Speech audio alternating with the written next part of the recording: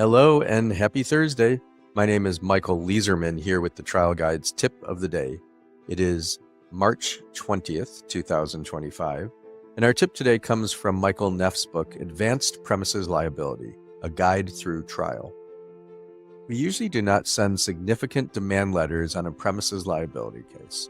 The primary reason is that I don't want to guide the defense on my theory of the case before I take all of the depositions. Yeah, and as many things in this book, this applies not just to premises liability. Think about whether you want to send an early demand. I rarely do. Think about whether you want to send a demand at all. Is this a case that you're taking to trial? Is it a case that you want to settle? And of course, with the caveat that your client wants to settle. Many times clients will want to settle and you'll be able to guide them. Is it realistic that they're going to offer the kind of money that your client requires to give settlement authority? And if so, of course, act in the client's best interest. And think about, what are we doing here? Many times lawyers will want to send this demand in some way because they believe it'll trigger bad faith.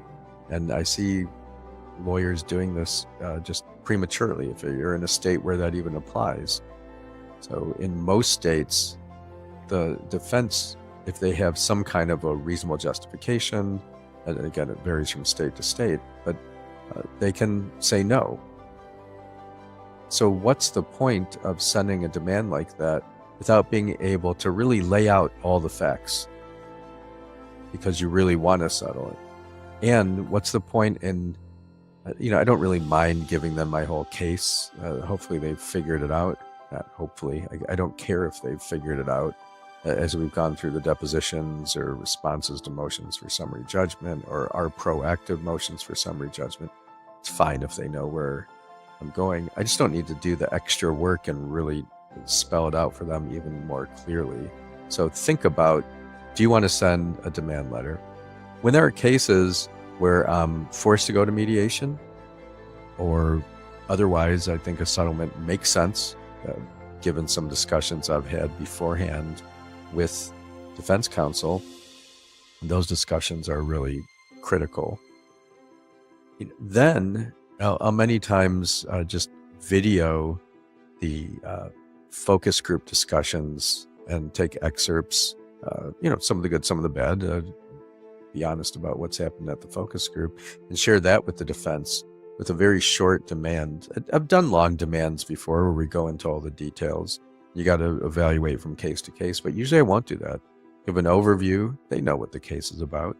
An overview of why I believe there's going to be a big verdict, what I'm going to ask a jury to return by the way of a verdict. Here's a link to some focus group videos that support what I say, demographically chosen people from the jurisdiction. Usually I'll highlight those that are self-identified conservatives and share that with the defense. And if they want to settle it and my client wants to accept it, great. And if not, I move on to trial. You don't spend a lot of energy on it. I actually discuss this more in the Trial Guide's book about settlements. I just have written one chapter and there's many lawyers who have written other chapters, a lot of good stuff in there, but I go through exactly how I do what I just described.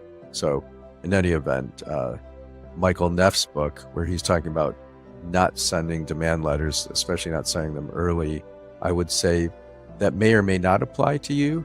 Certainly what makes sense is to at least think about sending a demand letter and is there a good reason why? And if not, don't do it. Same thing with depositions. Do you need to depose somebody? Why are you deposing this person? If there's no good reason, don't do it. So that's true of many things in a case. Naming an expert, getting an expert report, if you're in a state court where that's optional. Right now I have a case where that's optional. We're going to do a report anyhow. There's a specific reason I want to do that.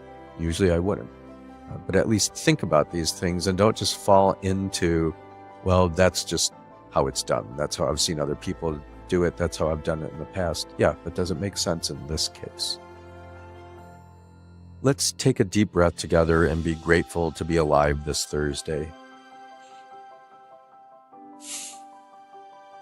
May the work that we do today help reduce suffering in the world. May the work that we do exemplify law at its finest, law as a guiding and unifying force in society. May we fiercely and compassionately advocate and champion our clients' causes. I'm going to ring a bell 3 times now. This can take you into a meditation practice, a prayer practice, or just let the sounds wash over you. May you hear the sounds, let them penetrate into you. And may it remind you to wake up, go out, do good things, and have fun while you're doing it.